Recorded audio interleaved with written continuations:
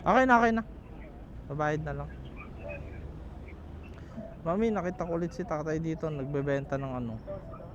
Yung... Oh, may pambili ka na. Oh, may pambili na nga ako. Wait lang.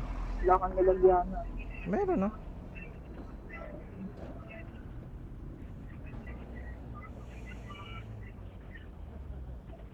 Ay, makabili na rin ako.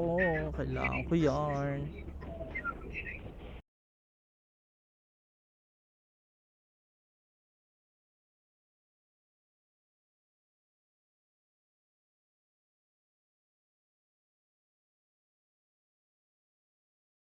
Oo. May di pala niya yung binibenta. Napakita lang pala yan. Meron siya. Magkano to?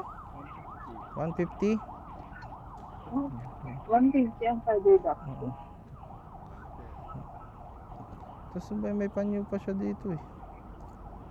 Bili kang towel. Walang yung towel. Eh, may kulay yung towel ni... May kulay yung towel ni kuya dito eh. Pwede pang allocate. Ang pampunas kasi ng bata yung hinahanap eh.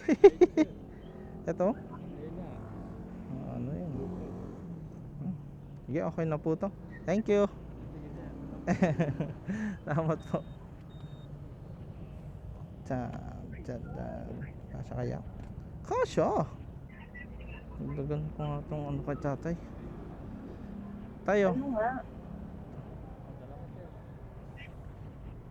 470. Tay, ingat ka tay ah.